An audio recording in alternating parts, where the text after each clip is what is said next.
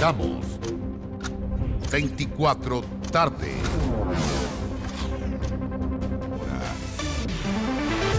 13 horas en punto, bienvenidos a la revisión de noticias en 24 tarde. Comenzamos con esta tragedia ocurrida en el sur del país. 7 fallecidos, 8 heridos, dejó un choque entre un bus y el Biotren. Esto en la comuna de San Pedro de la Paz, región del Biobío. El conductor del microbús, que no habría respetado la barrera de la línea férrea, está en calidad de detenido. David Yáñez, con lo ocurrido durante esta mañana. David, ¿cómo te va? Buenas tardes. Efectivamente, una tragedia de dimensiones en la que se vivió en la zona sur del río Biobío, en la comuna de San Pedro de la Paz, en el cruce entre la ruta 160 y David Belmar, que es en la salida del sector de Boca Sur, en San Pedro de la Paz. Lo que vemos en imágenes de vídeo corresponde precisamente al izamiento de lo que quedó de el taxibús, un taxibús de la línea el San Pedro del Mar, que estaba atravesando rumbo a el Boca Sur y que fue arrasado, por decirlo de alguna forma, arrastrado más de 70 metros por parte del convoy del Biotren, según la información entregada por testigos en este mismo lugar y también por lo sucedido, por lo entregado por Carabineros en forma oficial a través de las cámaras de seguridad. Aquí había barreras abajo. Vamos a señalar más o menos cuál es la situación, la maniobra que terminó haciendo este taxibús. Lo que hizo fue, las imágenes, lo que hizo fue pasar por el borde, evitar la primera barrera, tratar de esquivar la segunda barrera, que ahora está destruida al metros del Disco Pare, donde está el tren detenido, y luego terminó siendo impactado por el Biotren que iba con rumbo a Coronel, causando la muerte de 5 personas en el mismo lugar. Fallecieron de inmediato entre los escombros, tanto del taxibús como luego de salir eyectados por la fuerza del impacto por las ventanas. Fueron trasladados hasta el Hospital Clínico Regional de Concepción la mayor parte de los heridos. Sin embargo, cuando iba en tránsito, uno de ellos falleció también en la ambulancia, y lo mismo sucedió con la derivación de otra víctima fatal que iba hasta el Hospital Las Higueras de Talcahuano. Tenemos el testimonio de personas que recogimos en este mismo lugar a minutos de ocurrido este accidente de tránsito. Pues imprudencia del conductor nomás del bus, que no respetó y estaban las barreras abajo. Yo venía del medio tren hasta el final. No vimos nada, lo que sentimos el impacto y sentimos después que se movía, los cables cayendo, todo eso. El segundo asiento de atrás, bueno, se vio todo el impacto cuando pasó el bus, lo agarró medio, y fue fuerte el estruendo y el tren estuvo a punto de carrilarse. Bueno, yo vi cuando el tren tocó la bocina que venía, y el chofer fue el imprudente que cruzó, se metió, y yo vi cuando lo impactó el tren a la micro. En el momento de transitar aquí por el lugar, el Biotren, y al bajar la barrera, el vehículo de locomoción colectiva habría traspasado, ¿cierto?, el área de peligro, y se habría provocado esta colisión. Hasta el momento se cuenta lamentablemente con 6 personas fallecidas, 5 de sexo femenino y 1 de sexo masculino, más 8 lesionadas al momento en distinta evolución en el hospital regional. Efectivamente, la información que había en ese momento era esa. Ya confirmamos el fallecimiento de una 7ª víctima fatal. Lo que estamos viendo en estos momentos corresponde a las labores que están realizando las contratistas de la empresa de ferrocarriles, y están tratando de bajar en estos momentos el taxibús para poder dejarlo en su lugar, mientras se trabaja en rehabilitar la vía férrea, una situación compleja. Una maniobra muy compleja que se realiza en este lugar. Sí, intentar entender esta tragedia, David, cuesta obviamente. Claro, aquí no hubo un problema en la señalética, como lo relataban los testigos, Carabineros. Aquí las barreras estaban abajo. No era que no estaba la señal para ese conductor de que no estaba la señal de que no podía pasar. Aquí claramente hubo una maniobra imprudente, sabiendo que la barrera está abajo, igual cruzar. Para entender un poco, cuesta entender, con barrera abajo, igual que el chofer haya cruzado con la tragedia que eso provoca. De hecho, hemos hablado con unos vecinos del lugar y nos indican que esto es relativamente común. O sea, hay gente que ve que las barreras están abajo, pero que como no viene el tren o no está a la vista el tren, llegan y pasan. O sea, perdón, David, sí, un elemento, la barrera abajo deja un ingresar espacio para que la persona pueda pasar, para que el automóvil pueda pasar. No es que una barrera esté abajo y no permita que un automóvil, en este caso un bus, pueda pasar, porque uno se imaginaría la barrera abajo, nadie puede pasar. Te da un espacio para poder igual maniobrar, ¿no? Efectivamente, miren, vamos a ver, en estos momentos hay un camión cruzando por la pista. La barrera llega, la de este lado llega aproximadamente justo donde está pasando el camión. Por lo tanto, hay varios metros de distancia hasta donde para poder evadir tiene que hacerse un zigzag, claro, que no puede hacerse a alta velocidad, se tiene que hacer un zigzag para poder pasar por este lugar, y por el otro lado la barrera también cubre solamente la mitad de la pista. Nos decían que eso era por razones de seguridad, por si había que moverse en algún momento, pero esto finalmente terminó corriendo al contrario. Como pueden darse cuenta, la barrera fue arrastrada, está a varios metros del sitio donde debería estar, y básicamente fue esto en el impacto que sufrió por parte del convoy del biotren que se dirigía a Coronel. Y ahora está personal de EFE y contratistas de EFE tratando de arreglar este entuerto que quedó en este lugar. Son gran cantidad de cables, algunos de hecho estaban electrificados, nos habían indicado hasta hace pocos minutos ya se desconectaron, sí, hubo que cortarlos físicamente, y eso implicó también la situación, cambiar la situación en el lugar. Perdón, usted es residente de este lugar. Sí. ¿La puedo molestar? ¿Es normal que ocurran, que se esquive la barrera de... ¿Sabe qué le voy a decir? Muchas veces yo le echo la culpa a los choferes que son imprudentes, como también los vehículos, porque las barreras están abajo y aunque estén las barreras pasan igual. No tienen respeto a nada, porque los buses llegan y pasan, de repente viene el tren cerca, llegan y pasan. Y yo yo pienso entre mí, habiendo muchos padres, madres que tienen hijos estudiando y esposos que van a trabajar y están peligrando su vida por unas personas imprudentes. Perfectamente se pudo haber evitado. Sí, sí, ha podido haber evitado. Muchísimas gracias. Uno como persona tiene que pensar antes de hacer la cosa. Si las personas se quieren matar, que se maten solo, pero no matan echando vida de personas, porque ahora hay miles de personas sufriendo. Muchísimas gracias. ¿Su nombre cuál es?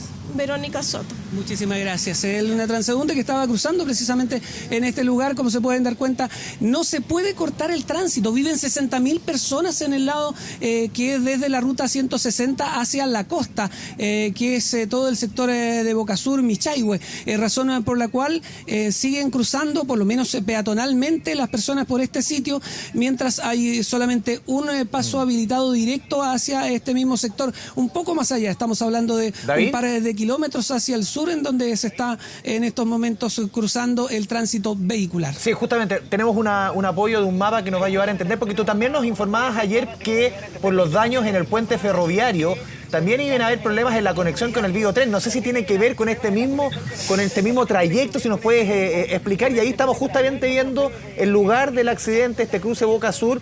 Te pregunto lo del puente ferroviario. ¿Podrá tener, o sea, esto podría significar mayores problemas de conexión para una zona que, a razón del sistema frontal, se queda desconectado por el tema del puente ferroviario? ¿Van a haber más problemas para comunicarse allá en el Biobío?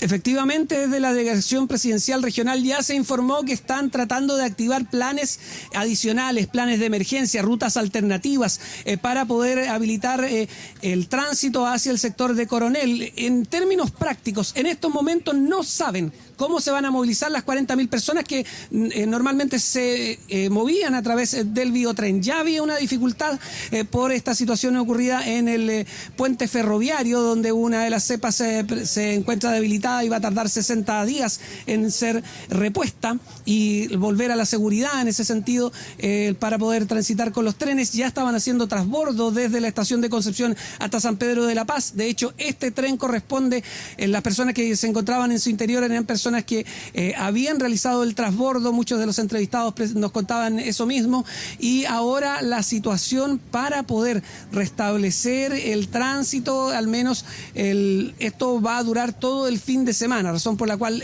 por lo menos hoy día viernes, va a ser muy complicado moverse entre Concepción, San Pedro de la Paz y Coronel, precisamente por la situación que se está viviendo respecto al tránsito producto de este accidente. Tenemos en ese sentido las quejas que realizaron los mismos vecinos del sector, que nos decían que efectivamente ya habían solicitado ya muchas veces alguna solución para los pasos a nivel, que eran riesgosos, que eran peligrosos. Esto fue lo que nos dijeron. Hoy día tenemos una zona de sacrificio vial, no son los primeros muertos que tenemos. Hoy día hay 2 escuelas que suspenden las clases porque son profesores y profesoras las que están muriendo y estudiantes. Es gente de nuestra comunidad y lo que hemos visto que en realidad que hay una indolencia por parte de las autoridades no llegan a la comunidad.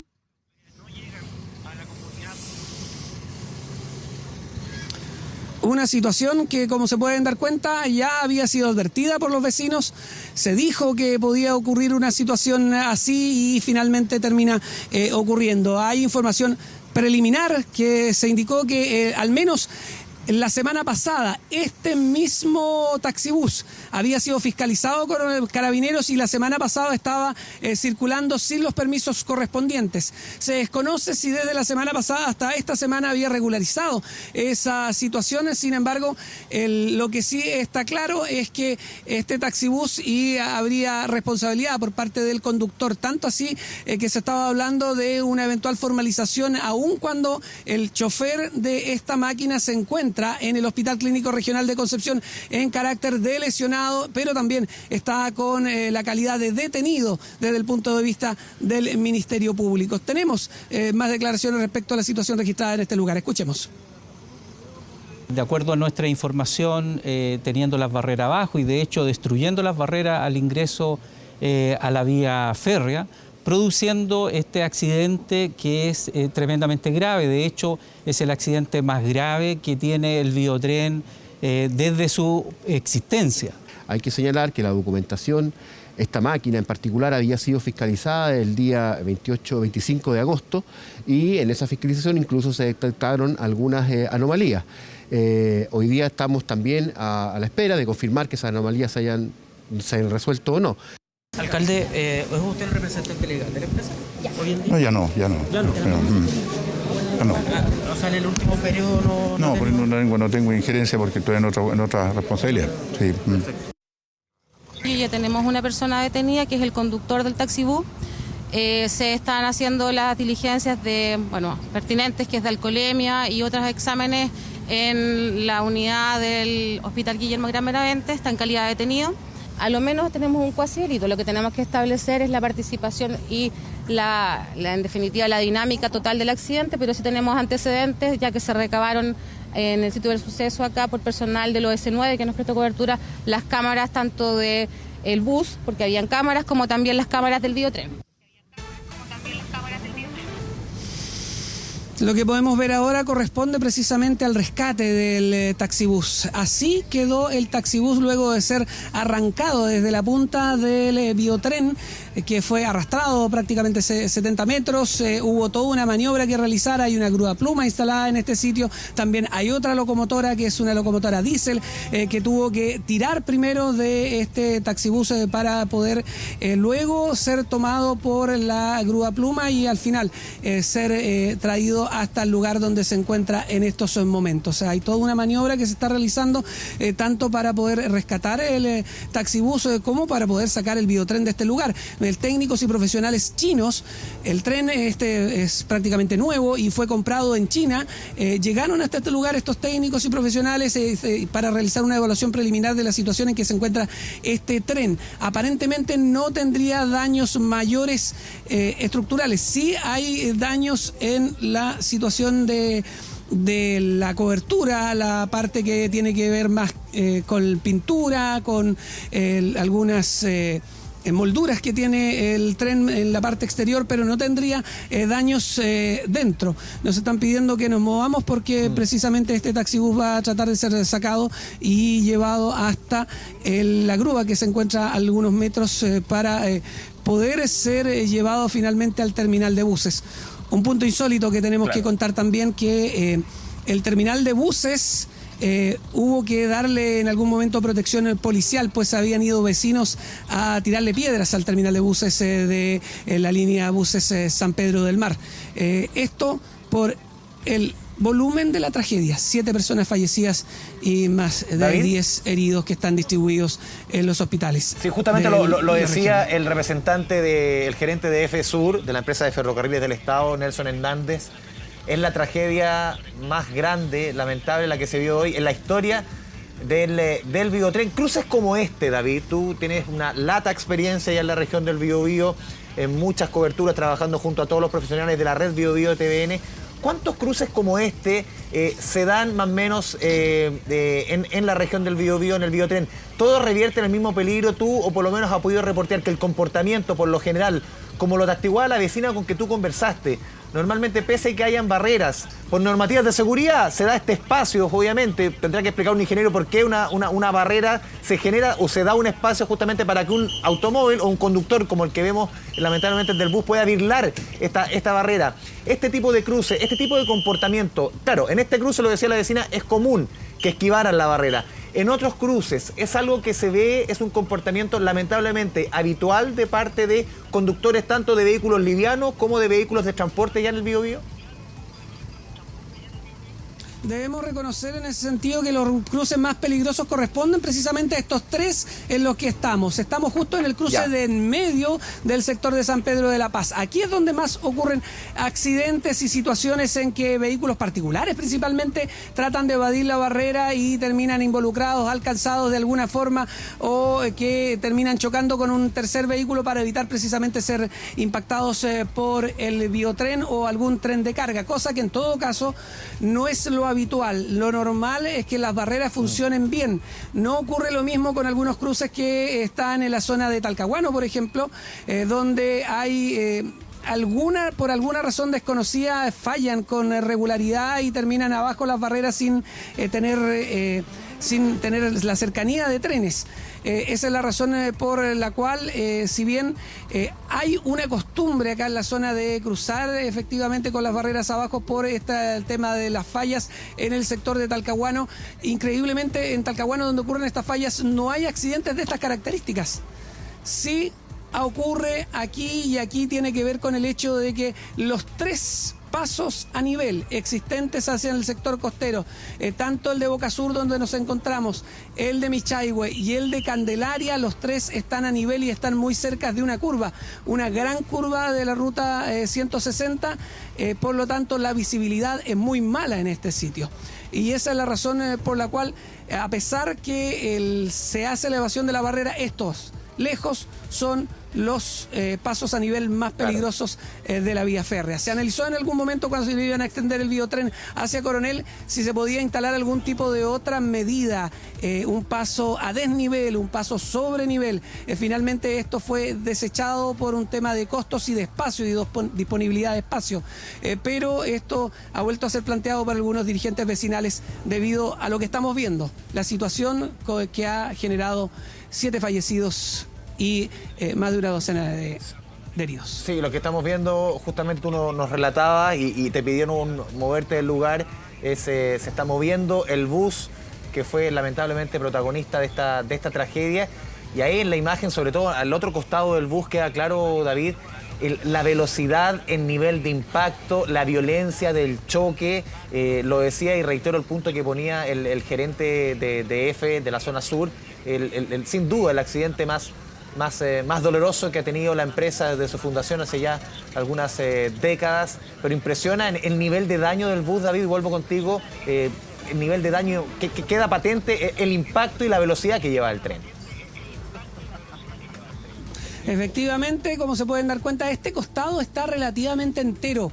El otro está completamente destruido, y es precisamente el otro costado en donde salieron no solamente los pasajeros expulsados, los asientos. Hay asientos que terminaron a varios metros de distancia, están siendo acumulados, de hecho, acá a un costado para una eventual reutilización, pero como se pueden dar cuenta, una reparación de este bus se ve muy difícil dadas las circunstancias en que quedó. Y como pueden darse cuenta, es un operativo complejo el que se está realizando en este lugar. Se ha pedido, prácticamente todos los vecinos que estaban aquí mirando han sido retirados bastante lejos, nos permitieron quedarnos en este lugar por un rato más, básicamente porque estamos haciendo este despacho en vivo y viendo lo complejo que va a ser este rescate. Lo más probable es que esto se siga moviendo para las próximas horas. No se nota mucho, pero en estos momentos el tren, la locomotora diésel que fue traída hasta este lugar, una locomotora de FEPASA, está moviendo el convoy de pasajeros desde este lugar con rumbo hacia Coronel. Se está trabajando también en este poste que fue completamente arrasado, destruido por este accidente, con el arrastre que ha habido en este sitio con el biotren y el taxibús, y se espera en ese sentido qué es lo que va a suceder en el corto plazo con el tránsito del biotren, con la movilización, y qué va a suceder con el tránsito urbano del Gran Concepción en la zona sur, San Pedro de la Paz, Concepción, Coronel. Sí, eso es lo que es la preocupación hoy día. Sí, David, que este cruce quede inhabilitado hasta que se vuelva a levantar la infraestructura, pese a que, y lo vemos en el testimonio y en el relato de David Yáñez y los testigos, lamentablemente aquí no se respetaron las señales del tránsito, estaban las barreras abajo. De igual forma, la temeridad, eso lo recoge uno por el testimonio de quienes fueron testigos de lo que sucedió. Lamentablemente este chofer, en una actitud que cuesta entender, lo temerario, traspasa las barreras que estaban abajo, las esquiva de alguna forma, igual cruza y pese a la presencia del tren, y ocurre esta tragedia. Vamos a seguir conectados con David Yáñez desde el lugar del accidente. Vamos a conectar ahora con Felipe Jara. ¿Por qué? Porque dentro de las 7 víctimas fatales que dejó esta tragedia entre este bus y el biotren en San Pedro de la Paz, se encontraban 2 profesores de un liceo de la comuna. Alumnos y apoderados se encuentran realizando una velatón fuera del establecimiento. Felipe Jara, vamos contigo.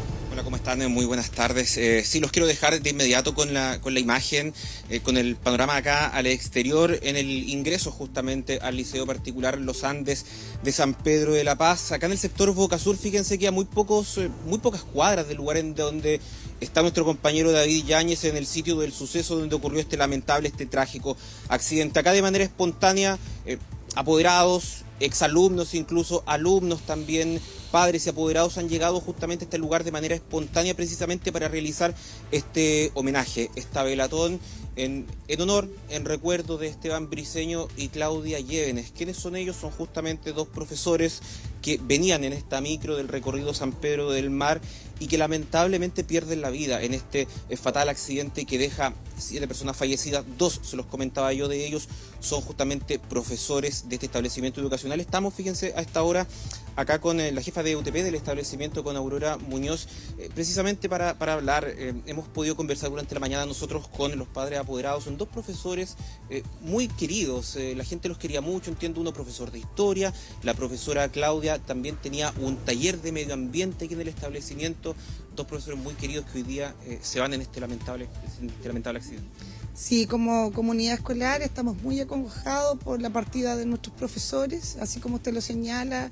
Ellos son líderes en sus áreas. Profesor Esteban, aparte de ser profesor de historia, él también por años ha sido profesor asesor del centro de estudiantes, así que él es muy cercano a nuestros niños y niñas y a jóvenes del colegio. Y bueno, y Claudia Llévenes, ella una profesora del área ambientalista, muy ligada también aquí en la comunidad de Boca Sur, y ella nos deja un legado de una certificación medioambiental de excelencia que la tenemos por años. Estamos muy tristes de la partida de nuestros queridos profesores. Ellos dejan un legado que va más allá de su labor como profesores estrictamente. Así es, va más allá del trabajo del aula. Ellos son profesores que han formado estudiantes y ya por varias generaciones, y han dejado también esa alma en nuestros niños, tanto de la formación ciudadana que ha hecho el profesor Esteban en el liceo, y en el área ambiental que también nos deja este legado la profesora Claudia Llévenes. Queremos agradecerle a Aurora por darnos estos minutos para poder conversar. Nos vamos a mover nosotros justamente para mostrarles acá la reacción espontánea que ha habido por parte de los de quienes viven muy cerca de acá de este lugar, padres, apoderados, vecinos, exalumnos. También hay que decir acá que también hay clases vespertinas de personas ya adultas que están terminando su educación. Ellos también incluso han llegado acá para realizarle este homenaje a estos dos profesores. Hay que decir que acá se enteraron prácticamente de manera inmediata. En esta micro que se ve envuelta en este fatal accidente, no solamente venían estos dos profesores, Esteban y Claudia, también venían alumnos que afortunadamente no resultaron con lesiones de gravedad.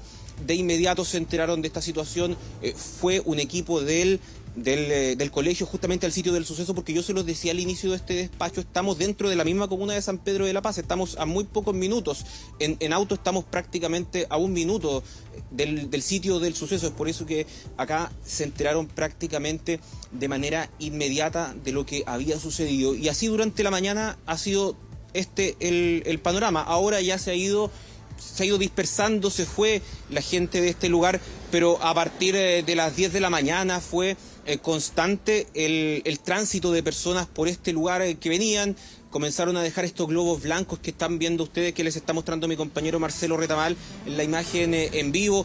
Globos blancos que dejaron, también estas velas que pueden ver ustedes en el piso al ingreso a este establecimiento educacional que hoy día se ve golpeado por esta tremenda tragedia, la pérdida de estos dos profesores, estos dos educadores muy queridos, como lo decía Aurora, que dejan un legado muy importante. ¿Por qué? Porque Esteban no solamente era profesor de historia, que formó parte de varias generaciones de estudiantes, sino que también tenía ahí un trabajo con el centro de alumnos, también la profesora Claudia, que había desarrollado también esta labor. Ella era profesora de biología, pero que realizó esta labor, y lo destacaba justamente la jefa de UTP, que deja al colegio también con esta certificación ambiental que se pudo lograr justamente gracias al trabajo que ella estuvo realizando al interior de este establecimiento educacional con los alumnos.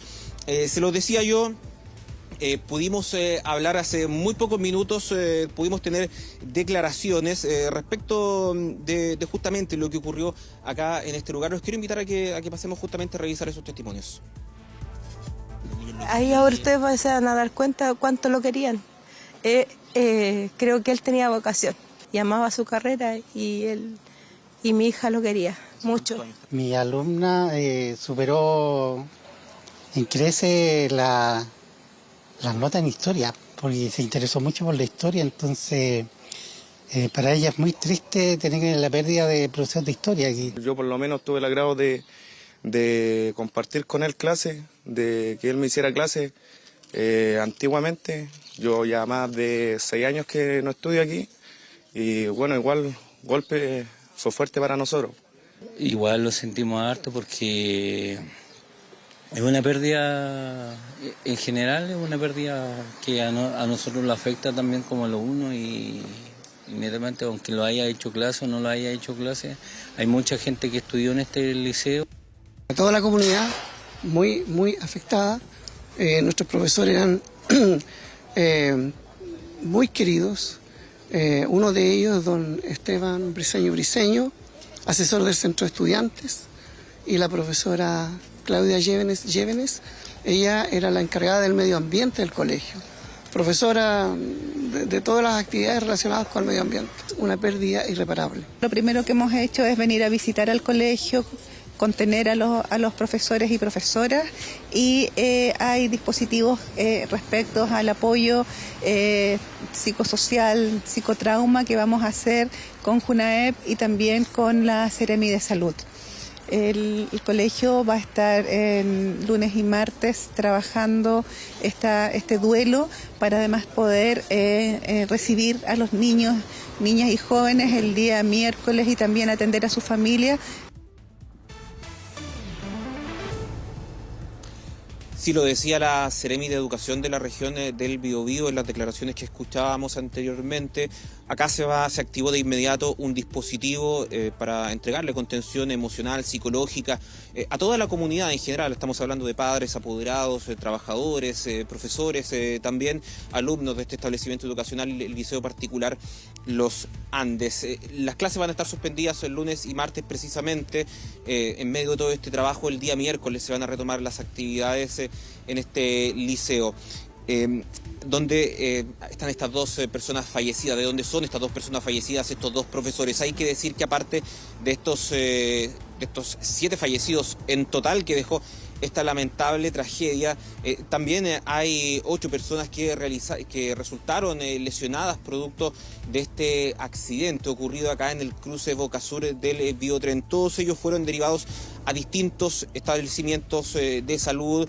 Los menos graves fueron trasladados por la cercanía al CEFAM, ubicado en el sector de Candelaria, acá mismo en San Pedro de la Paz. También hubo derivaciones al hospital Las Higueras de Talcahuano, y los más graves fueron derivados al hospital regional de Concepción, al hospital Guillermo Grande Benavente, en donde continúan siendo tratados por los equipos médicos del principal establecimiento de salud de la región del Biobío.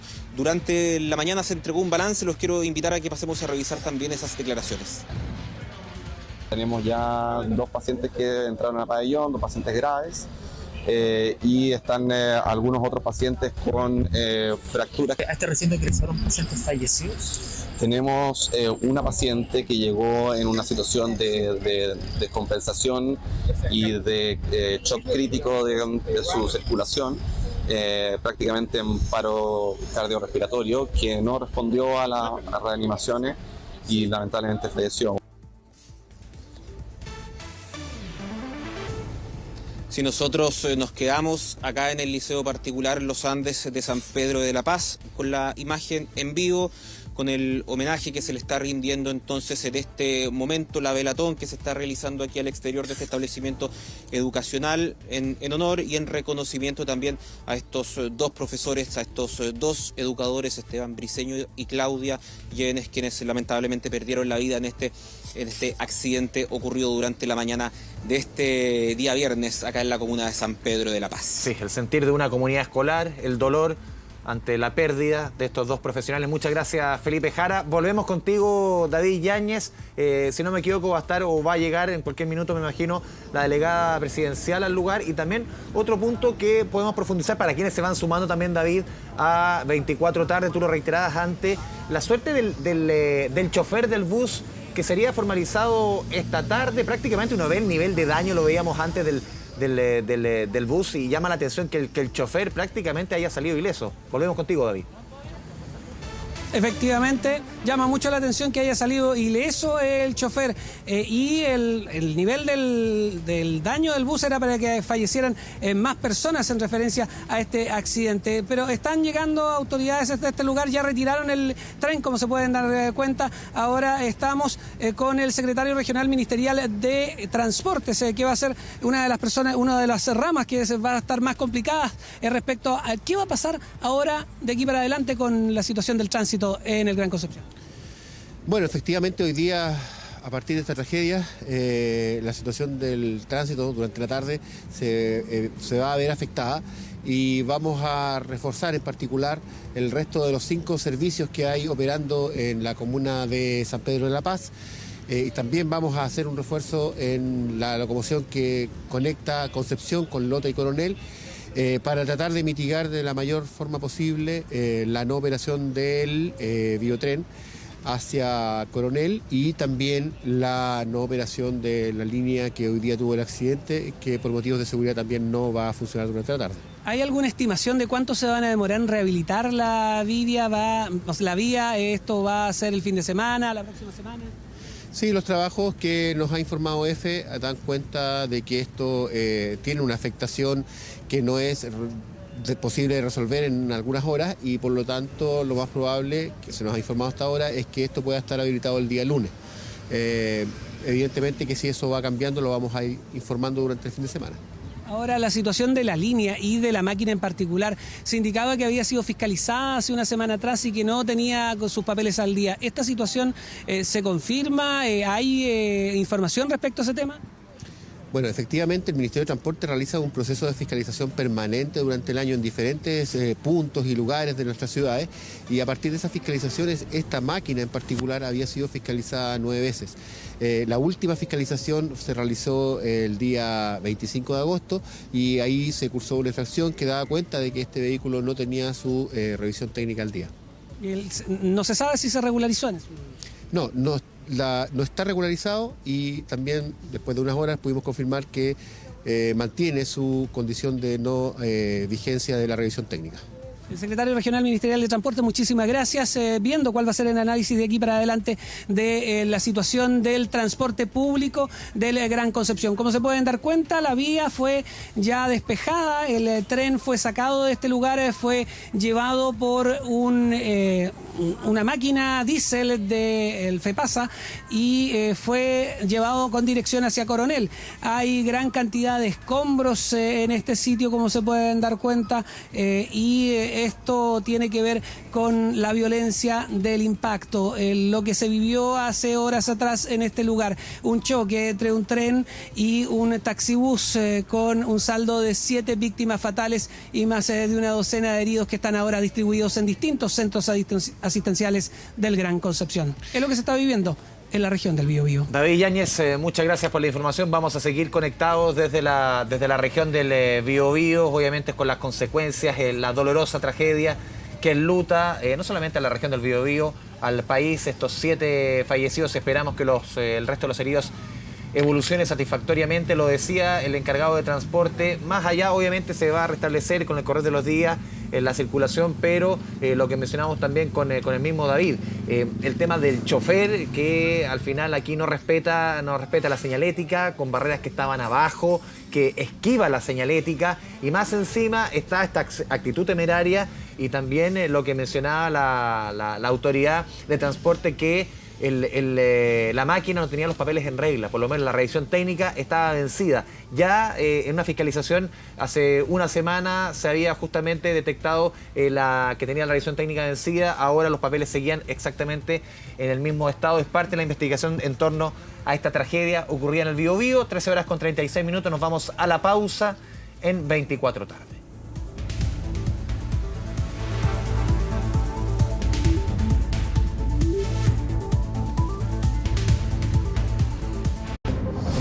Ya volvemos con 24 tarde. Un conductor fue víctima de un portonazo mientras salía de su casa, esto en la comuna de Quinta Normal. Delincuentes lo amenazaron con un arma de fuego. Fabián Collado con esta y otras informaciones policiales de la jornada. Fabián, buenas tardes. Muy buenas tardes, Andrés. Se trata de este violento portonazo que ustedes están observando en pantalla, que ocurrió en horas de la madrugada, cuando una persona de 45 años estaba abordando su vehículo, no alcanzaba ni siquiera a marchar, y un grupo de delincuentes le bloqueó el paso, como quedan explícitos las cámaras de seguridad en la calle Martínez de Rosas de la comuna de Quinta Normal. Los delincuentes se bajaron del automóvil 3 antisociales, los cuales inmediatamente intimidaron a la víctima con gran violencia. La obligaron a descender, incluso estaban dispuestos a golpearlo si es que oponía resistencia. Al cualquier minuto fue dejado a un costado desde el domicilio de donde estaba saliendo, y es ahí cuando se apoderaron de este vehículo y arrancaron en dirección desconocida. Carabineros está realizando toda la investigación de rigor producto de este vehículo que todavía está desaparecido, y vamos a revisar esas declaraciones.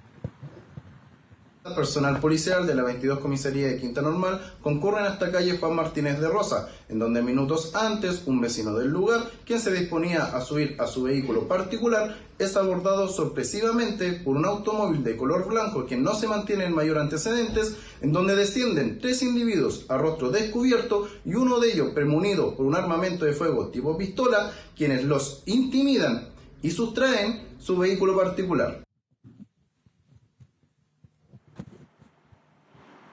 Hecho violento que afortunadamente no dejó heridos, pero de todas maneras todavía se está analizando a la banda que está prófuga. Vamos a revisar otro hecho que ha ocurrido durante las últimas horas. Nos trasladamos a la comuna de Providencia, que terminó con un detenido por una situación anexa. Antonio Belet a la altura de Pérez Valenzuela. Es en ese lugar donde delincuentes se trataron de robar ese vehículo de un alto valor comercial a una pareja la cual estaba saliendo de un hotel. ¿Cómo se genera todo esto? Durante una semana esta pareja estuvo alojando en dicho recinto de la comuna de Providencia y habrían existido peleas, incluso hay una denuncia por violencia intrafamiliar donde el hombre habría golpeado a la dueña del vehículo. Ella se retira del lugar cerca de las 3 de la madrugada, regresa hasta el hotel para retirar sus cosas y se percata que su pareja estaba con otra mujer. Continuaron las peleas ahí cuando le exige que la ayudara, la acompañara a sacar su vehículo desde los estacionamientos de dicho hotel. Cuando estaban saliendo ya en la calle, ahí los delincuentes observaron esta situación e inmediatamente se acercaron para poder intimidarlos con armas. Fueron muy violentos, de hecho le rompieron los vidrios tanto del piloto como del copiloto. A ella la golpearon también en su cabeza, pero solicitaron ayuda, auxilio. Es ahí cuando la gente que se encontraba en el lobby del hotel salió a prestarle colaboración y por lo mismo los delincuentes arrancaron por Andrés Bello, según los antecedentes preliminares. Carabineros estuvo realizando los peritajes de este rigor. Como existió esta denuncia por violencia intrafamiliar en contra de su pareja, él fue detenido por Carabineros de la 19ª Comisaría de Providencia, pero respecto al asalto netamente tal, todavía los antisociales están prófugos. Vamos a revisar declaraciones por parte de la policía uniformada y también por quien prestó auxilio a la mujer que estaba siendo asaltada por delincuentes. Una vez en el lugar se entrevistan con la víctima, quien en ese instante le manifiesta que durante el transcurso de la noche, a raíz de esta discusión que mantuvo con su pareja, y mientras se encontraba en la vía pública al interior de su automóvil, es abordada por 5 individuos, huyen del lugar no logrando su cometido. Posteriormente a ello, personal de Carabineros, a raíz de esta violencia intrafamiliar, ingresa al domicilio logrando detener al agresor, o en este caso a quien realizó las amenazas de muerte a la víctima, siendo detenido y trasladado a esta unidad policial.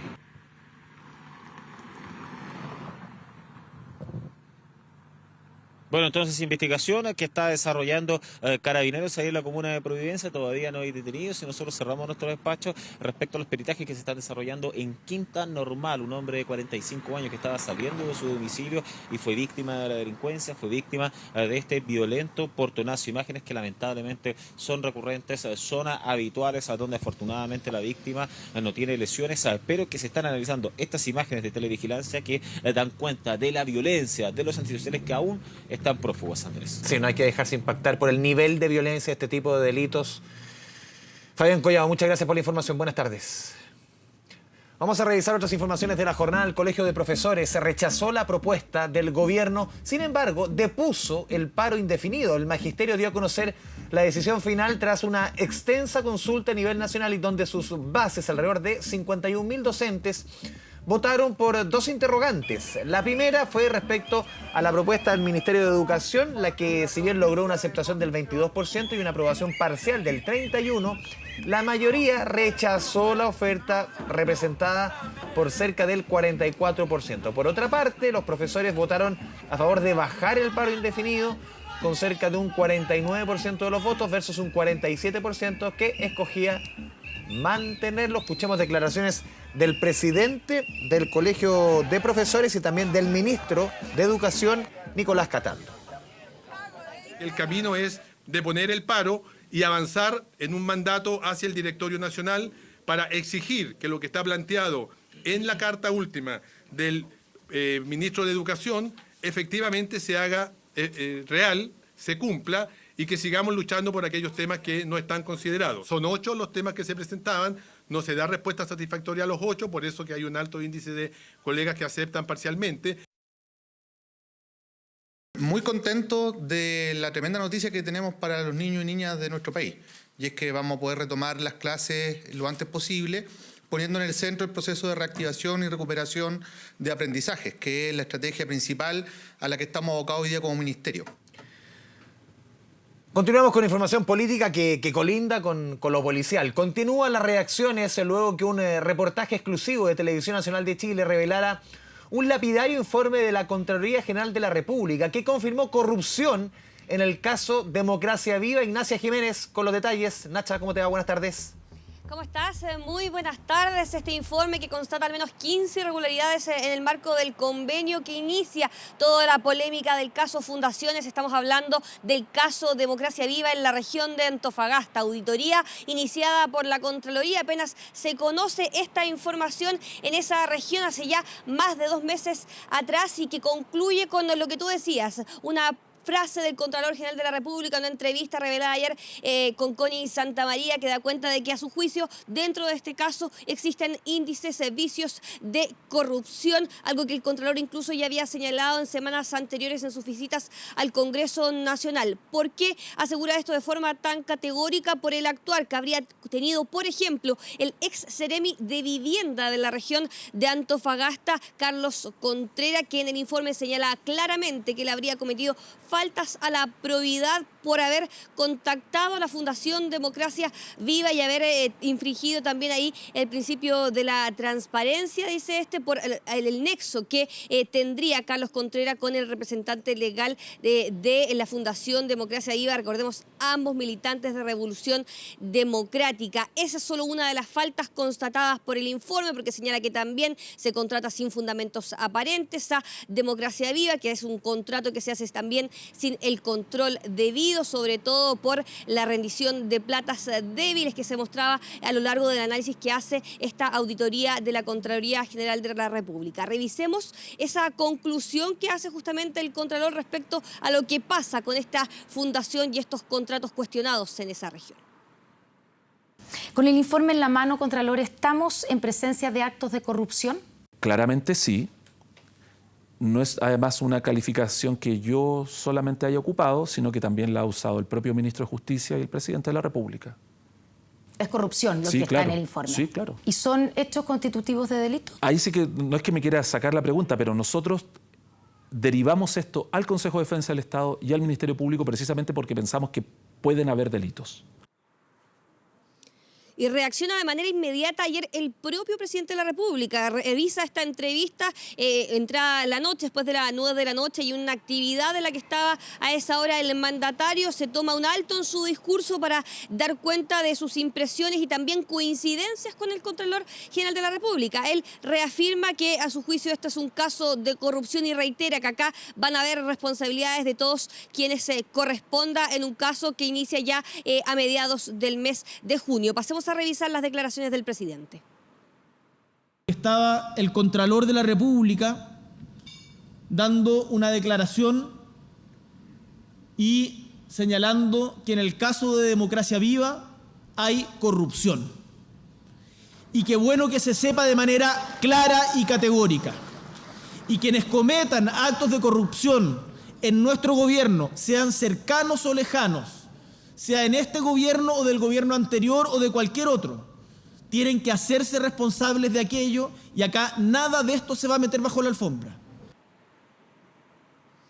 Dentro del informe de la Contraloría General de la República también se habla de quizás la última polémica dentro de este caso, que es la restitución de los dineros, la devolución de estos más de 400 millones de pesos de los convenios. El gobierno, recordemos, a través de la Seremía de Vivienda llegó a la conclusión que tenían que ser 391 millones de pesos los que debe devolver la Fundación Democracia Viva, a pesar de que ha sido la propia fundación la que señala que ellos consideran que ese monto es menor, cerca de 90 millones de pesos menor. El informe es categórico y sobre todo también el Contralor en señalar que a su juicio esta devolución de los dineros es prácticamente imposible porque no existieron boletas de garantía que puedan ser cobradas, algo que hoy día el gobierno discrepa, porque dice que si bien no existían boletas de garantía, hoy día ellos ya han iniciado una acción judicial con el Consejo de Defensa del Estado para buscar la restitución de esta parte de los dineros no ejecutados, los cerca de 390 millones de pesos. Pasemos a revisar la respuesta que le da el Contralor y también lo que señala el Contralor General de la República en voz del ministro de Justicia.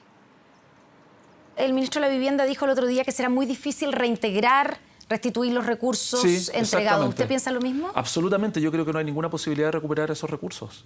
¿Por qué? Porque no hay garantías. Ese es el gran problema.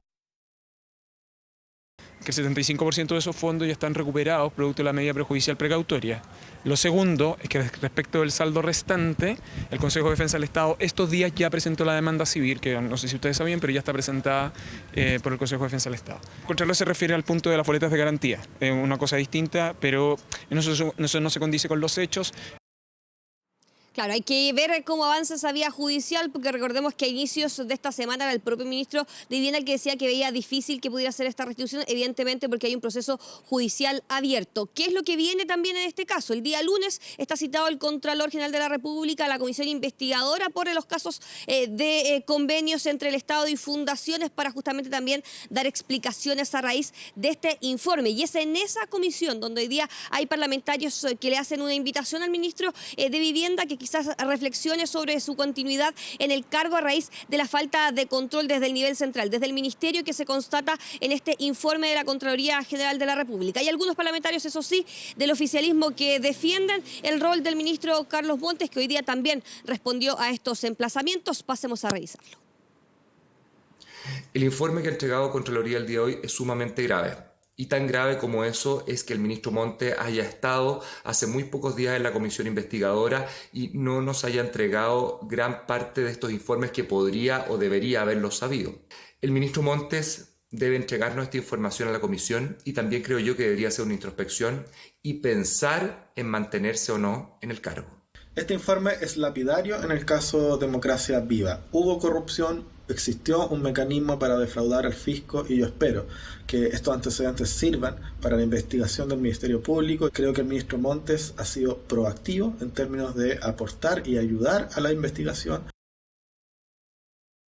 En pocos días más vamos a poder entregarle el informe que nos ha solicitado la Contraloría. Dieron 30 días para decir de qué manera el conjunto de sugerencias o propuestas o exigencias las tenemos que implementar. En el caso de Antofagasta se hubieran contratado personas con recursos de los campamentos para que cumplieran funciones dentro del dentro de la Seremi y del Serviu, y a su vez que esas personas tenían acceso a todo nuestro sistema computacional, en fin, que es lo que plantea el informe. Quiero aclararle a ustedes que esto nosotros se lo entregamos al Ministerio Público en el norte, al fiscal se lo entregamos un mes y medio antes. El ministro explicaba en este último punto algo que constata el informe de la Contraloría, que es la contratación de personal por parte de las fundaciones que prestaron servicios al interior de la Seremi y del Serviu de Antofagasta. Algo dice este informe a luces irregulares porque son funcionarios que revisaban también la rendición de los recursos de no solo Democracia Viva, sino de distintas fundaciones que tenían convenios con la Seremi y el Serviu en la región de Antofagasta. Durante esta jornada también se ha producido una reunión entre las dirigencias de Chile Vamos y también abogados querellantes en la causa de Democracia Viva de ese sector con el fiscal nacional para justamente ver el avance de la investigación. Ellos decían que esperan que durante la próxima semana ya pueden haber diligencias y eventuales formalizaciones en este caso, o al menos dentro de las próximas 2 semanas ya conocido este informe de la Contraloría que ya desde el oficialismo y de la oposición dicen da cuenta de irregularidades graves, 15 al menos constatadas por la Contraloría en este informe que dimos a conocer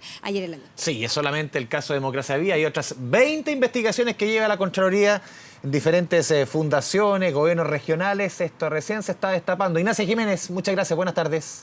Buenas tardes. Ahora vamos con la información del momento. Hace instantes lo informa Metro en su cuenta de Twitter. La línea 5, esta que va desde la Plaza Maipú hasta Vicente Valdés, Comuna de la Florida, y conecta con la línea 4. Tiene 8 estaciones cerradas. Rodrigo Araya, Bellavista, Bellavista de la Florida, Carlos Valdovinos, Agrícola, Pedrero, ahí lo vemos, San Joaquín, Mirador, Vicente Valdés. Son las estaciones, solamente combinación, son las estaciones que están cerradas. Rodrigo Araya, Bellavista, Carlos Valdovino, Camino Agrícola, Pedrero, San Joaquín, Mirador, Vicente Valdés. Claro, uno ve Pedrero, ahí está el Estadio Monumental. ¿Se podría relacionar esto con el famoso banderazo, arengazo? Cada club le llama de una manera. Bueno, vamos a ver cómo se desarrolla esta noticia en desarrollo, como dice el cliché. 8 estaciones del metro, línea 5, que están cerradas. Línea 5, insistimos, que va de Plaza Maipú, comuna sector poniente, hasta el sector suroriente, Vicente Valdés, Comuna de la Florida. Con esta información nos vamos a la pausa y al regreso Información económica con el reajuste del sueldo mínimo que se reajusta desde hoy, 460.000 pesos, y también información internacional, la crisis carcelaria en Ecuador. Vamos y volvemos. Ya volvimos con 24 tarde. Internacional. 2 de la tarde con 4 minutos, momento de revisar la información del mundo, la crisis carcelaria que vuelve a sacudir a Ecuador. Sofía Norman, ¿cómo te va? Buenas tardes. Hola Andrés, ¿cómo estás? Buenas tardes. Claro, una crisis que se ha agravado durante las últimas jornadas. De hecho, nuevos motines que se están dando en distintas cárceles ecuatorianas. Vemos, por ejemplo, la imagen que nos llega desde una cárcel ubicada cerca de la ciudad de Cuenca, donde los reos, los podíamos ver en las imágenes, están fuera de sus celdas, están en los techos de este centro penitenciario en un motín que de hecho deja a decenas tanto de guardias, gendarmes como también de policías bajo la condición de rehenes, básicamente elevando una vez más la inseguridad carcelaria, y obviamente esto trae los miedos, la violencia además que se ha tomado las calles ecuatorianas durante el último tiempo. Fue la Policía Nacional y las Fuerzas Armadas, Andrés, quienes realizaron una intervención dentro de otra cárcel distinta ubicada al sur de Quito, esto el día de ayer. Aquí, por ejemplo, se llevan, confiscan decenas de armas, otros elementos prohibidos, claro, dentro de las cárceles. Y ese hecho en específico habría ocasionado una ola de motines, no solamente en la cárcel de Cuenca, sino que también en otros centros del país, que termina con esta situación. Todavía se habla que siguen estas personas como rehenes, estos gendarmes, también los militares, sobre todo la situación en Cuenca, donde se encontraría el mayor número de personas retenidas por parte de los reos. Obviamente esta es una situación que se da en un contexto, Andrés, de estado de excepción. Ya había un estado de emergencia dentro del sistema penitenciario, porque prácticamente las cárceles, las prisiones en Ecuador son controladas por las bandas del crimen organizado. Por ejemplo, los Lobos, una de las más importantes que hay dentro del territorio ecuatoriano, que también ha vivido otras situaciones tensas durante esta semana, Andrés. También lo revisábamos ayer, estos coches bomba, las explosiones que se están dando en distintas ciudades. Fue en Quito, fue en la capital el caso de los coches bomba, que de hecho lo revisamos en estos registros, pero también se confirma durante las últimas horas que durante la última noche en la ciudad de Cuenca también se registraron explosiones atribuidas a artefactos que fueron fabricados, que fueron puestos a propósito en distintas calles de la ciudad. Tenemos, por ejemplo, las declaraciones que da un militar que se encuentra, de hecho, retenido dentro de una de estas cárceles. Escuchemos parte de sus comentarios. Estas decisiones no deben ser tomadas de un momento al otro, ya que atentan contra la vida de nuestras personas y de los seres humanos que están detenidos a nivel nacional en los centros de privación de libertad. Al momento nos encontramos retenidos por más de 24 horas. Asimismo, nuestras familias no saben nada de nosotros, si estamos bien, estamos vivos o muertos al interior de los diferentes centros de privación de libertad. Ahí este militar hace un llamado importante a tomar las precauciones en la intervención que realizan las Fuerzas Armadas, Andrés. Esto para que no se registren situaciones como las que suelen ocurrir dentro de estos centros, los motines que terminan incluso con decenas de víctimas fatales. Un contexto que también se enfrenta a la carrera a la presidencia, campaña electoral, Andrés, para la segunda vuelta presidencial que busca elegir al sucesor del actual presidente ecuatoriano, Guillermo Lasso, que obviamente va a tener que enfrentar problemas como estos, los motines dentro de las cárceles, pero también la inseguridad y la violencia que se vive en las calles ecuatorianas. Una situación crítica entonces que se vive en esta zona del mundo. Sofía, nos movemos un minuto desde la información internacional, nos vamos al Palacio de la Moneda, la noticia así lo amerita, conectamos con Marián Basso porque tras una reunión sostenida con el presidente Boric hay un punto de prensa y está hablando el expresidente Sebastián Piñera. Es una muy buena oportunidad para que en Chile renovemos nuestro total y absoluto compromiso con la democracia, con la Constitución, con las leyes, con el respeto al Estado de Derecho. Renovemos nuestro total y absoluto compromiso con el defensa y protección de los derechos humanos en todo tiempo, lugar y circunstancia. Que también renovemos nuestro compromiso con la condena a la violencia, a todo tipo de violencia, que es un verdadero cáncer en nuestro país.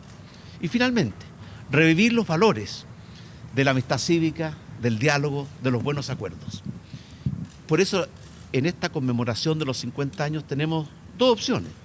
Uno es conmemorar para repetir los mismos errores, querellas, odiosidades que tanto dolor y sufrimiento le significaron a las familias chilenas. No. Sí creo yo que es fundamental conmemorar para aprender de esos errores. Y se cometieron muchos errores. Cometimos muchos errores. Antes, durante y después del 11 de septiembre del 73.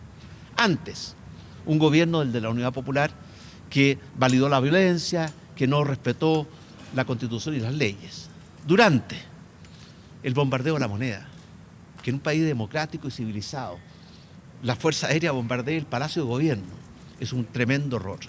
Y después, los atropellos a los derechos humanos que se cometieron durante el gobierno militar y las restricciones y pérdidas de libertades. Eso es lo que queremos evitar que vuelva a ocurrir en Chile. Por eso aprender de los errores del pasado y mirar hacia adelante, sobre todo que Chile hoy día tiene tantos problemas de seguridad, de estancamiento económico, de falta de empleo, problemas de salud, de educación, y al mismo tiempo tantas oportunidades. Chile está lleno de oportunidades. Podemos reemprender el camino hacia un país desarrollado, un desarrollo de verdad, que no es solamente ingreso per cápita, es un desarrollo integral, cuerpo y alma, un desarrollo inclusivo, que todos seamos parte de ese desarrollo, y un desarrollo sustentable, respetuoso de la naturaleza y de las generaciones futuras. Pero para reemprender ese camino tenemos que salir del pantano. El presidente hablaba ayer de un sistema eléctrico. Tenemos que salir de este pantano de enfrentamiento, de populismo, de odiosidad, de falta de diálogos. Y eso se logra con buen diálogo, de buena voluntad. Y eso creo es lo que hemos tenido hoy día con el presidente. Presidente. A ver, me están hablando todos al mismo tiempo. Se le pregunta si es que va a promover que los Yo creo que políticos si hacemos una declaración por la democracia, que signifique renovar nuestro total y absoluto compromiso con la democracia, con el respeto a la Constitución y las leyes, con el respeto al Estado de Derecho. También nuestro total y absoluto compromiso con el respeto a los derechos humanos. Nuestro total y absoluto compromiso con condenar la violencia. Y la violencia tiene muchas caras. La violencia política, como la conocimos el 18 de octubre del año 2019, pero también el crimen organizado, el narcotráfico, el terrorismo. Y un compromiso total y absoluto con buscar nuevamente caminos que permitan mejorar la amistad cívica, la sana convivencia, el diálogo y los acuerdos. Esos 4 compromisos yo los comparto absolutamente. Presidente, usted le manifestó...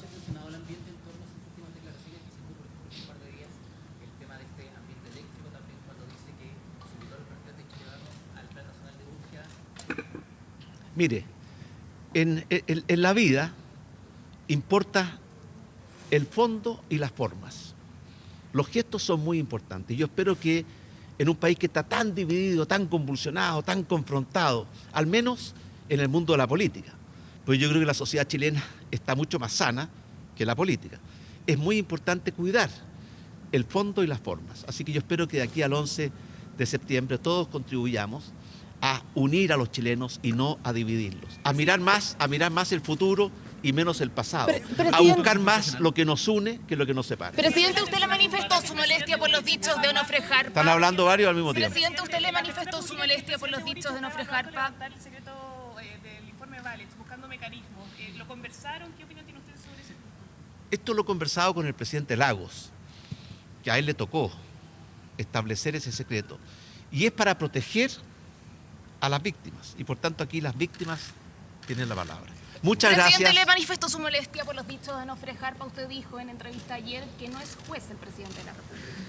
Yo creo que es importante aprender que en democracia uno puede tener juicios políticos, pero cuando imputa delitos es un tema que le corresponde al Poder Judicial.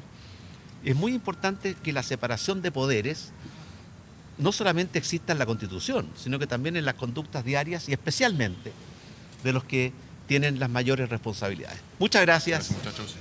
Ahí las palabras entonces del expresidente Sebastián Piñera tras esta reunión con el presidente de la República, Gabriel Boric, a la 1 de la tarde puntual. Llegó el mandatario y se refirió a varios temas respecto de este ambiente eléctrico que decía el presidente Gabriel Boric. Señaló que hay que salir de este pantano y que la única forma, por ejemplo, de firmar esta declaración, este compromiso por la democracia es tener puntos en comunes. Por ejemplo, la condena a la violencia, el respeto a la democracia, entre otros puntos ahí que puso sobre la mesa el expresidente Sebastián Piñera. Respecto entonces del compromiso, señalaba que hay que tener varios puntos en común y que también señaló que importa la forma y el fondo de lo que dice justamente cuando se refiere a los dichos del presidente Gabriel Boric los últimos días, que han distanciado entonces al gobierno de la oposición cuando ha hablado de condenar a quienes justifican el golpe de Estado. Ese día también del lanzamiento del Plan Nacional de Búsqueda de Detenidos Desaparecidos, cuando cuestionó la falta de la presencia de la oposición acá en este palacio. Así que varios de los puntos, ¿no es cierto?, que recalca y que pone en firme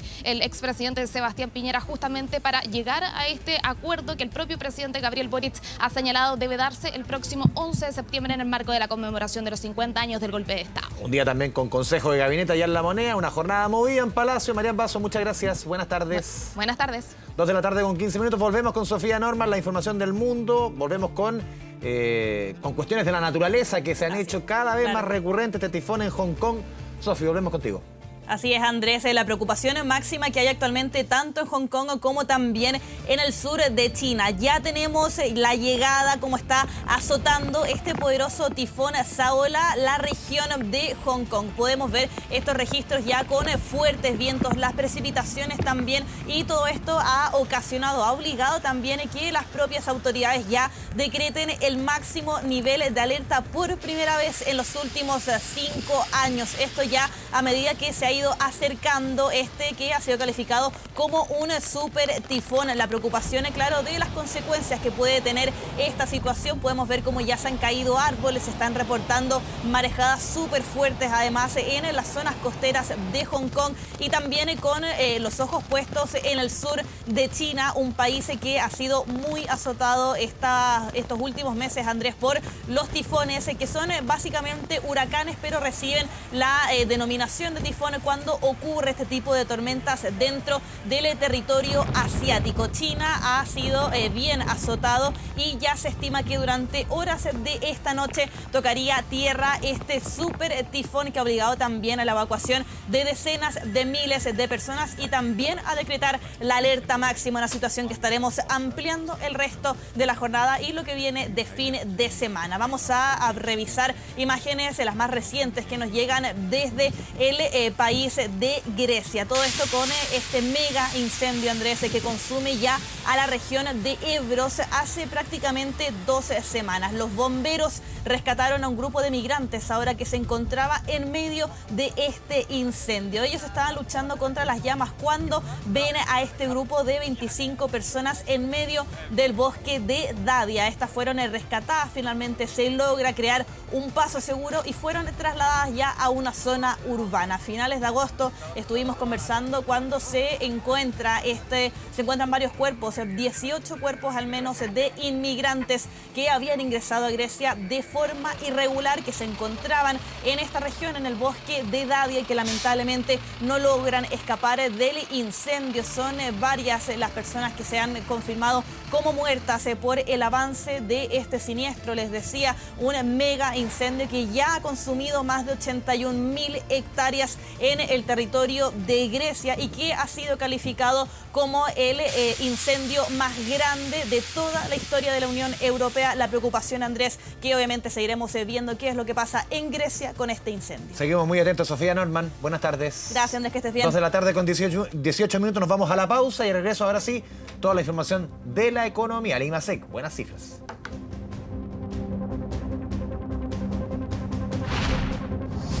Ya volvimos con 24 tarde. En Olmué, 300 familias recibieron durante esta jornada su propia vivienda en el megaproyecto Villa El Rosario. El Serviu hizo entrega oficial de las llaves a los beneficiados. En el lugar no se construían viviendas sociales hace 20 años. Hans Christensen, desde la región de Valparaíso. Hans, buenas tardes. Hola, ¿qué tal? ¿Cómo están? Muy buenas tardes, los saludamos desde la comuna de Olmedo con buenas noticias, ¿no? Noticias positivas, lo estamos revisando en las imágenes, la entrega de estas llaves de proyectos habitacionales, 300 familias que van a ser beneficiadas con este proyecto habitacional que finalmente, luego de décadas que han esperado, logra hacerse realidad. Estamos con el alcalde de la comuna, Jorge Gil, que nos va a entregar mayores detalles porque ha sido bastante complejo todo este proceso, pero finalmente hoy día se materializa esta esperanza para muchas familias acá en la comuna. Sí, felicitamos a sus dirigentes, a Bernardita Gaona, Patricia Arancibia, a sus socios, socias, porque esperaron casi 20 años por este proyecto y estamos muy contentos y orgullosos porque van a tener su casa propia nuestros vecinos de la comuna de Olmué. Son viviendas que no tienen deuda, así que estamos muy contentos por ello. Le estamos hablando de un terreno además, alcalde, que se vio facilitado por un mismo vecino de la comuna que quería que aquí se edificaran viviendas sociales. Claro, priorizó él su terreno para que se edificaran viviendas sociales para vecinos de nuestra comuna de Olmué, así que estamos muy contentos. Muchas gracias, alcalde. Estamos también con una de las dirigentes históricas que ha llevado aquí la batuta, representando también a estas 300 familias. Fue bien difícil, fue bien complejo, ¿no? Hola, buenos días. Soy Patricia Arancibia Gómez. Estoy junto a Bernardita Gaona. Estamos acá, somos dos las dirigentes que hemos dado una lucha durante más de 17 años, 14 años, son muchos los años que hemos estado acá luchando por este gran proyecto habitacional que se llama Villa El Rosario Olmué, que beneficia a 300 familias de la comuna. Claro que sí. Ahí entonces se parte de lo que va a ser la entrega de estas 300 llaves, ¿no? 300 viviendas también a estas familias de la comuna de Olmué. Le agradecemos al alcalde, le agradecemos también a las dirigentes que han estado junto con nosotros y vamos a estar empleando esta información entonces en nuestros siguientes noticieros. Tremenda iniciativa. Hans Christensen, muchas gracias. Buenas tardes. Tu bolsillo. Vamos con la información de la economía. Buenas noticias trae el Banco Central. Hoy día temprano se entregó a las 8:30 al IMASEC, que es el crecimiento económico correspondiente al mes de julio. Siempre se entrega con un par de meses de rezago, iniciando el mes de septiembre. Se entrega lo del séptimo mes del año y las expectativas eran más bien en torno a algo negativo en los números, pero en torno al 0%, pero sorprende este mes de julio. Y aquí la pregunta es si esto marca tendencia, es algo solamente coyuntural que corresponde al séptimo mes del año, o podríamos hablar definitivamente de una segunda mitad del año que sea más positiva en términos de crecimiento. ¿Por qué? Porque la primera tuvimos en promedio una caída de un 1%. Cifras positivas que celebró hoy día, las de julio por lo menos, el ministro de Hacienda, Mario Marcel. Pasemos a revisar primero los números entregados tempranito en la gráfica por el Banco Central. 1,8% el IMASEC de julio, 1,8%. Las expectativas, yo le decía, entre menos 0,4% y en el mejor de los casos un 1,2%. Esto significa, este 1,8% del mes de julio es el mejor registro desde junio del año 2022. Claro, un año y un mes que no teníamos un registro como este, pero sobre todo, y lo vemos en la siguiente gráfica, miramos lo que ha sido el desarrollo y las cifras de la economía este 2023. Salvo el mes de enero, que tuvimos un exiguo 0,2%, llevábamos febrero, marzo, abril, mayo, junio con números marcadamente bajo la línea del cero, contracción de la economía respecto al mismo mes del año pasado. Entonces, el mes de julio es una tremenda noticia, 1,8%, muy por sobre las expectativas, e insisto en el punto que les mencionaba antes. Aquí está la interrogante. ¿Esto marca tendencia? ¿Es un punto de inflexión? ¿O sencillamente podríamos decir que una golondrina no hace verano? Vamos a ver, obviamente, y ahí está la discusión respecto a los economistas, también las autoridades, cómo leer esta cifra del mes de julio, que a todas luces es una buena noticia. El tema es si esto llegó definitivamente a la recuperación para quedarse o es solamente algo coyuntural. Lo vemos en la siguiente gráfica. Seguimos profundizando. ¿Cuáles fueron los sectores que empujaron el carro? Producción de bienes, un 3%. La minería, 2,9%. El comercio, que aunque cayó 2,5%, veníamos con caídas superiores al 10% en los últimos meses, cercanas a los 2 dígitos. Esta caída de 2,5% viene a marcar también que se van morigerando esas caídas en este sector que es tan intensivo en el uso de mano de obra, de empleo. También el sector servicios, un alza de 3,9%. Aquí educación también marcó harto la cifra. Recordemos que el año pasado, esto es el mes de julio, se habían adelantado las vacaciones de invierno y eso llevó a que las cifras de crecimiento, por ejemplo en la educación, fueron bastante más bajas. Aquí se marca que el sector servicio, también aquí está gastronomía, está turismo, este sí que también es intensivo en uso de mano de obra, marca un positivo 3,9%. Insisto en el punto, la discusión entre economistas, autoridades está en si esto marca tendencia, es algo de la coyuntura, esto es un punto de inflexión o definitivamente el mes de julio es algo que está separado del derrotero del resto del año. Justamente en la conversación es el trabajo del periodista Felipe Gallegos para entender esta cifra del mes de julio. Felipe, ¿cómo te va? Muy buenas tardes. ¿Cómo te va? Muy buenas tardes. ¿Es solamente una golondrina o ya un cambio en la tendencia del ciclo económico? Ese es el debate que se abre tras este dato, este 1,8% el IMASEC correspondiente al mes de julio, informado temprano por el Banco Central. Es que era una cifra que no estaba en los pronósticos ni siquiera de los más optimistas, de los expertos, de los analistas del mercado, porque claro, las expectativas llegaban hasta 1,2%, por ende este 1,8% sorprendió a todos, explicado como tú indicabas, por el desempeño del rubro de la producción de bienes, también algunos servicios como el ámbito educacional, empujó para arriba este indicador con un alza también en el IMASEC desestacionalizado, es decir, la economía chilena creció en julio más si lo comparamos con el mes de junio de este mismo año. Escuchemos justamente el análisis que se da ante los expertos. ¿Puede este dato correspondiente al mes de julio cambiar el giro de la economía chilena? Pasemos a revisar esas declaraciones. Uno no puede inferir, digamos, respecto a la tendencia más estructural de la economía con lo que haya pasado este mes, digamos. Yo creo que para poder decir con mayor, digamos, certeza, yo creo que tenemos que ver cómo la actividad económica se desarrolla y digamos, su dinamismo y eventualmente si esto persiste en el tiempo. Ojalá que sea así. Es sorprendente, digamos, sin lugar a dudas. Es un buen dato en términos de actividad económica, rompe un poco la tendencia y ahora la economía que venía muy de nariz hacia abajo debiese empezar a repuntar un poco en el margen. ¿Eso qué significa? Que va a haber más actividad económica, que en general debiese mejorar también las perspectivas para el empleo y también no va a romper la tendencia en la baja de tasa, así que debemos esperar que siga bajando la tasa. Claro, eso también lo destacan los economistas, que la economía en términos desestacionalizados, es decir, mes a mes también exhibió un crecimiento y se ve también una menor contracción del rubro del comercio, un sector muy alicaído en los últimos meses que no anduvo tan mal durante el mes de julio y puede exhibir también una recuperación, considerando que el Banco Central todo indica que va a seguir bajando la tasa de interés. Se reúne la próxima semana el ente emisor y este dato al menos no cambia esa tendencia, o sea, va a continuar la baja en la tasa de interés, es lo que proyectan todos los analistas. Habló también de este dato el ministro de Hacienda, Mario Marcel, comentó este IMASEC sorpresivo, este 1,8%. Escuchemos justamente lo que dijo el jefe de la billetera fiscal este mediodía en La Moneda.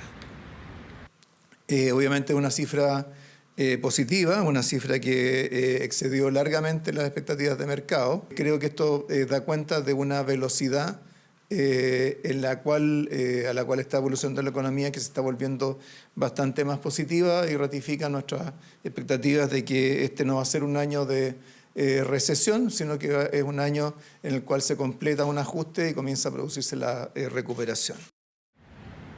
Una buena noticia entonces en materia económica, este 1,8% quiebra la tendencia, llevábamos 5 meses consecutivos de IMASEC con datos en rojo. Este dato, este 1,8% informado temprano por el Banco Central, es la cifra más alta en un año, una tendencia de datos positivos que debería continuar hacia fines de año entonces de la mano de las bajas en la tasa de interés que va a seguir aplicando el Banco Central. Cerramos la semana en materia económica, pero si viene la próxima muy movida, con hartos temas en la agenda, vamos a tener reunión del Banco Central por las tasas de interés, también publicación del IPOM y el próximo viernes de seguro vamos a estar hablando respecto al IPC correspondiente al mes de agosto. Felipe Gallegos, muchas gracias por la información. Buenas tardes, tú lo decías, Felipe.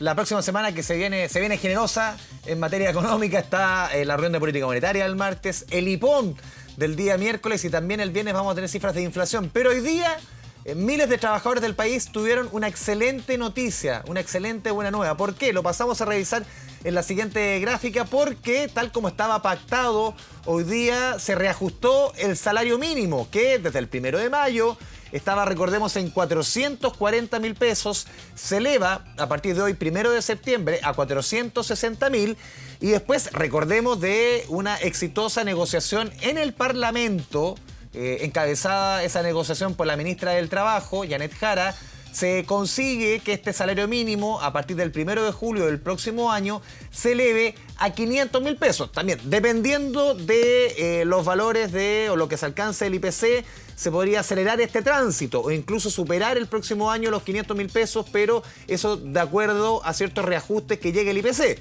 Todas las expectativas hablan que esos niveles de inflación no se van a alcanzar. Afortunadamente digo, porque eso al final lo termina golpeando, y bien lo subimos el año pasado, a millones de familias en nuestro país. ¿Cuántas personas, cuántos trabajadores en nuestro país reciben el salario mínimo? Lo pasamos a revisar en la última gráfica, esto de acuerdo a un estudio realizado por la Universidad Alberto Hurtado. ¿Cuántos trabajadores ganan el sueldo mínimo hoy día en nuestro país? Más o menos 800.000 trabajadores ganan como sueldo final el sueldo mínimo, porque hay muchos que lo tienen como de alguna forma como una suerte de sueldo base, pero tienen una serie de variables, por ejemplo en el comercio, pero son más o menos 800.000 trabajadores en nuestro país los que ganan el sueldo mínimo, y de ellos 3 de cada 4 trabajan en la micro, pequeña y mediana empresa. Sobre todo trabajadores más jóvenes y que superan los 60 años. Excelente noticia a partir de hoy día, el salario mínimo sube a 460.000 pesos y seguimos esa ruta hacia los 500.000 pesos pactada por esta negociación en el Parlamento y que debiese conseguirse sí o sí a partir del 1 de julio del próximo año. Vamos con la información deportiva.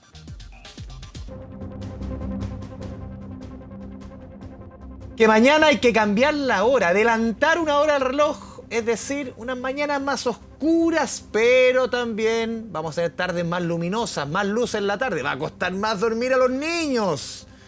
No está fácil, ¿eh? El horario de verano termina el horario de invierno, aunque los especialistas hace rato que recomiendan que debe haber un solo horario. Pero no le hacemos caso. 3 de la tarde en punto. Que tenga una excelente tarde y disfrute este fin de semana. Chao, chao.